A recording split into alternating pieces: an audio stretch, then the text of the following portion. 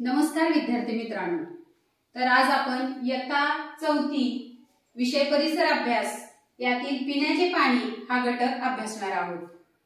तर यामध्ये आपण एक काही छोटे प्रयोग करून पाहणार आहोत। मुलांनो, तुम्हाला माहित आहे का, पाण्यामध्ये काही पदार्थ विरघळतात तर काही पदार्थ विरघळत नाहीत।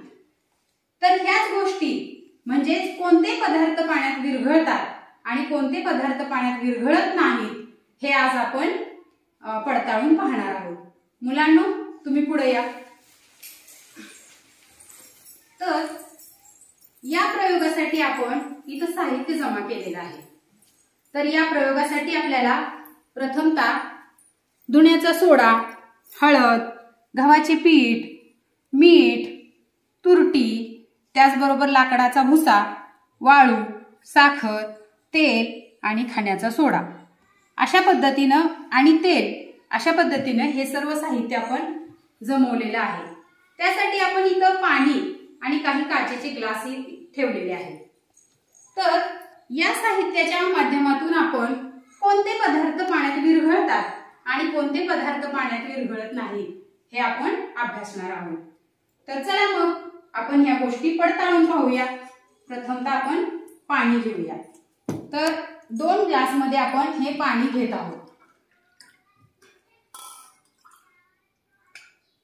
बघा, दोन्ही ग्लास आपण अर्ध्याच्या वरपर्यंत भरून घेतलेले आहेत। तर मुलांना सांगा, सोमनाथ तू सांग, कोणता पदार्थ अगोदर मी पाण्यात घालू? साखर। ओके, तर आपण 1 चमचाभर साखर ह्या ग्लास मध्ये घालणार आहोत। तर इथं आपण ह्या ग्लास मध्ये साखर घातलेली आहे। शुभांगी, तू हा चमचा धरून ती साखर ढवळत राहायचंय। त्यानंतर आपण दुसरा पदार्थ कोणता टाकणार आहोत पाण्यामध्ये? तर लाकडाचा भुसा। तर इथं आहे हा लाकडाचा भुसा। हा लाकडाचा भुसा आपण इथं पाण्यात टाकूया। तर परी, तू लाकडाचा भुसा हा ढवळ। इकडे यार आरोही, तू इकडे। तर अशा पद्धतीने आपण ही प्रयोगाची सुरुवात केलेली आहे। आपण हे पडताळून पाहणार आहोत की यामध्ये कोणते पदार्थ विरघळणार आहेत आणि कोणते नाही। थांब।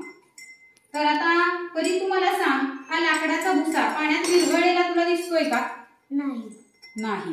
बघा बरं मुलांनो, सोमनाथ तू पहा, लाकडाचा भुसा पाण्यात विरघळलेला आहे का? नाही। मोठ्याने सांगा।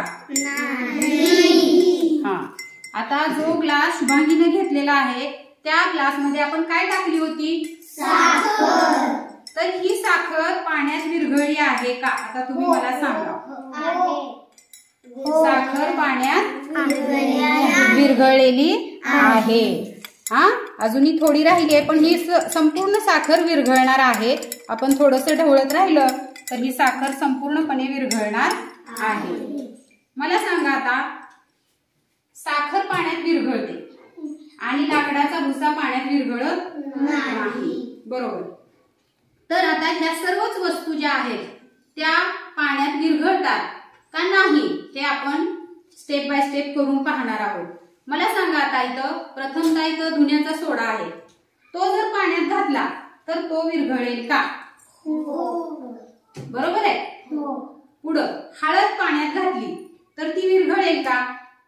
तर सोमा, तू हे बघायचंय। हे पाणी सावकाश। तर चिमूटभर हळद अशी हाताने घेऊन जरी त्यात टाकली तर तुमच्या लक्षात येईल की ही हळद विरघळली का पाण्यात तरंगते। बघा बरं, विरघळलेली आहे। म्हणजे पाण्याला कसला रंग आलाय? पिवळा रंग आलेला आहे। पाण्याला पिवळा रंग आलेला आहे। पण बारीक बारीक कण हळदीचे अजूनही यात शिल्लक आहे। तर अशा पद्धतीनं काही पदार्थ पाण्यात विरघळतात तर काही पदार्थ विरघळत नाही. त्याच पद्धतीने आपण इथं तुरटी देखील ठेवलेली आहे. आपण पाणी शुद्ध करण्यासाठी तुरटीचा वापर करतो. तर जेव्हा आपण पाण्यामध्ये तुरटीची पावडर घालतो, मिक्स करतो, तर तुरटीची पावडर तरंगेल, तुरटीची पावडर विरघळेल का तशीच राहील? प्राजक्ता पहा तू. हा, ढवळून घे.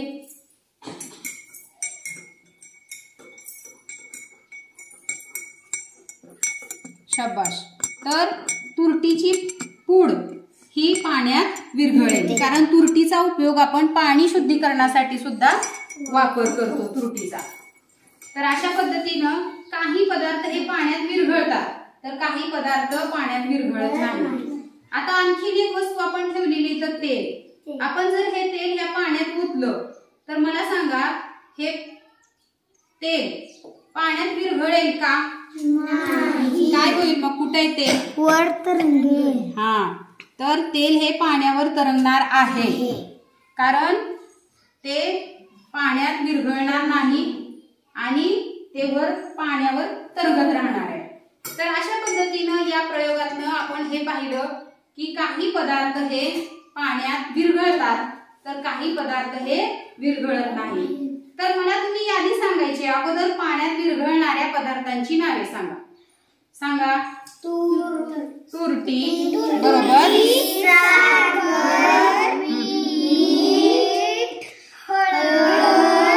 खाण्याचा सोडा, बरोबर, धुण्याचा सोडा. हा, छान. तर हे पदार्थ पाण्यात विरघळतात. आता पाण्यात न विरघळणाऱ्या पदार्थांची यादी मला सांगा. भूस, लाकडाचा भुसा, लाडू, तेल,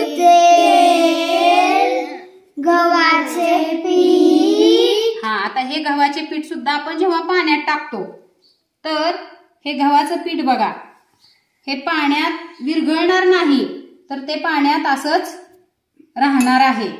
आपण कणिक मळतो रोज, तर ही कणिक मळताना ती विरघळून जातं का पीठ सगळं? नाही. तर अशा पद्धतीनं आज आपण प्रयोगात साखर टाकू तेव्हा पाण्याची चव कशी होईल? याचाच अर्थ काही पदार्थ पाण्यात विरघळतात, तर काही पदार्थ पाण्यात विरघळत नाही. तर मुलांनो, तुम्हाला समजला हा घटक?